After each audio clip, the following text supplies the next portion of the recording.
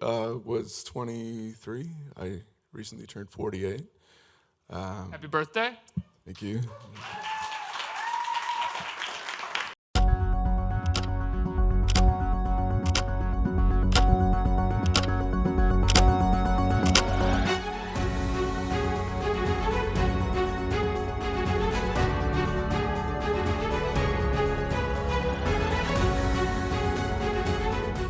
Was fresh out of the academy from having done my 4 years in training in Seattle, Washington at the Cornish College of the Arts. Through the 1990s into the late 2010s, the name Brendan Fraser was almost synonymous with that of a gallant and lovable hero, defining the era's action movies through his performances as the brash yet endearing Rick O'Connell in the decade-spanning Mummy franchise, the lovable albeit dense George in George of the Jungle, and the skeptical but caring Professor Trevor in Journey to the Center of the Earth.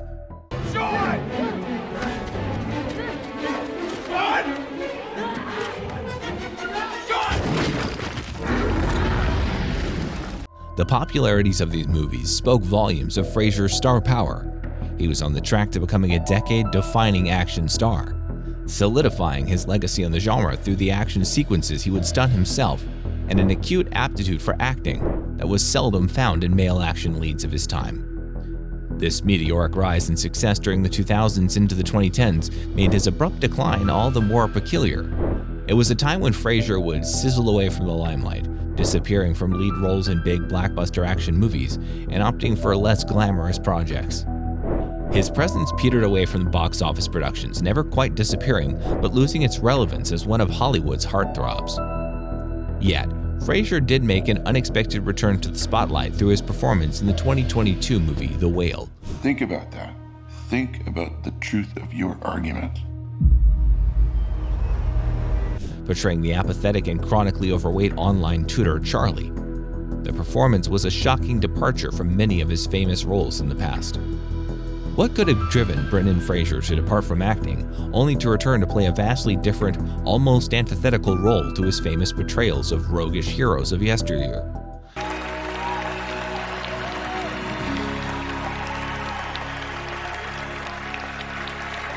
To understand that, we must first reflect on his journey, what he faced beyond the screen, and what little he did reveal about his struggles and qualms with Hollywood and the people within it.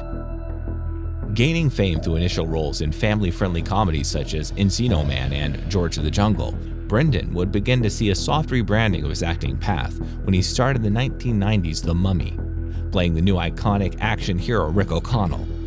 Fraser would reprise this role several more times for the blockbuster sequels, The Mummy Returns and The Mummy, The Tomb of the Dragon Emperor.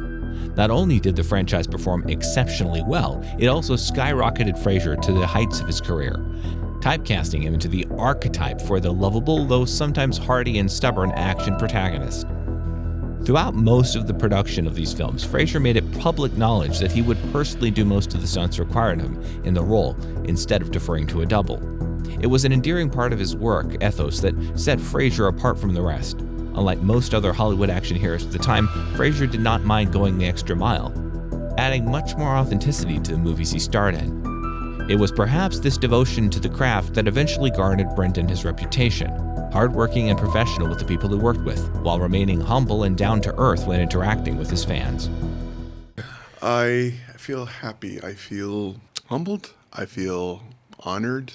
I feel a strong sense of anticipation. Fraser's time in the limelight, however, has not been a wholly smooth experience. He admitted that his roles as lovable hunks would often come with the struggle, requiring him to not only follow a strict diet and exercise regime to be physically fit, but also to continuously display his physique in a way that at times could make him feel objectified. He would detail, for example, how his role as George of the Jungle made him feel like he was a walking steak. These issues were likely buried underneath the adorable, threatening, muscular hero that George's character was highly associated with. At the time, to both fans and the film industry, Fraser seemed just a fine, lovable character. The honest and hardworking persona that Brendan made public, though a plus in the eyes of the public, would ultimately contribute to his ailing health, likely becoming a factor in his eventual decline from the spotlight. So speaking of the Mummy, is it true that, is this the one that you almost died? Nearly. Well, I was choked out accidentally. There's a hanging sequence. I know, what you're talking about, the sequence. I didn't know that that actually happened. In the 2018 GQ article, Fraser made it clear that his time as an action lead was nearing its physical limits. By the time of filming The Mummy: Tomb of the Dragon Emperor in the early 2000s, Fraser stated that he would be fitted with all manners of ice packs, put together with tape and ice on a daily basis through the filming duration.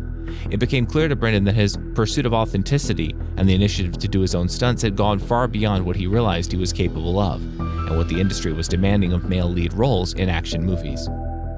By the early 2010s, Brendan's movies were dwindling in their financial returns at an ever-increasing cost to his physical well-being. Though Fraser does not personally speak of it, it was clear that the release of Fast and the Furious, The Expendables, and his presence as the lead role in Journey to the Mysterious Island, replaced with the wrestler-turned-actor Dwayne Johnson, were all telltale signs that a new age of action movies and action hero archetypes were being ushered in. It was no longer the time for brash, muscular, yet cerebral protagonists of Indiana Jones and Rick O'Connell. The zeitgeist has shifted towards jacked-up physiques, intensely choreographed fights, and even more death-defying stunts. Fraser, in the eyes of the masses, was no longer a good fit in comparison to the likes of Dwayne "The Rock" Johnson and Vin Diesel. The demand for the physique of a Grecian god and the ramping intensity of action sequences proved too much for Fraser, who would have to sacrifice too much of his physical health to even come close to his younger counterparts. Yet, this was not the primary reason many believed to be the deciding factor of Fraser's quiet departure from the spotlight. It wasn't like Fraser couldn't book any acting gigs. He was still actively involved in numerous productions during this time. Even while demonstrating his range and taking up less action-oriented roles with his performances in With Honors and School Ties, Fraser had adapted to his physical decline. However, it was something else that eventually caused him to fade, something more sinister and controversial. Brendan was interviewed in 2018 by Zach Barron of GQ to explain his sudden absence from mainstream movies and media. Can I be truthful and say I haven't really looked. I'm aware that there's some support. I'm grateful for that. By that time, Fraser had continued acting but chose, or had no choice but to, stick to roles in lesser-known TV series or projects. In it, he described his woes regarding his cavalier attitude towards his physical condition, as well as his discomfort and his successful roles, sometimes requiring to wear nothing but a loincloth.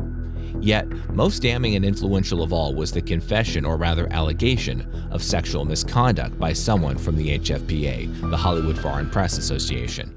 To come forward and say what I had to, but it took people far more courageous than I was ever considering attempting to be, who stood together. The incident took place in 2003 at a luncheon hosted by an HFPA, for which Fraser was a guest. On his way out, Philip Burke, former president of the HFPA, called out to him for a handshake.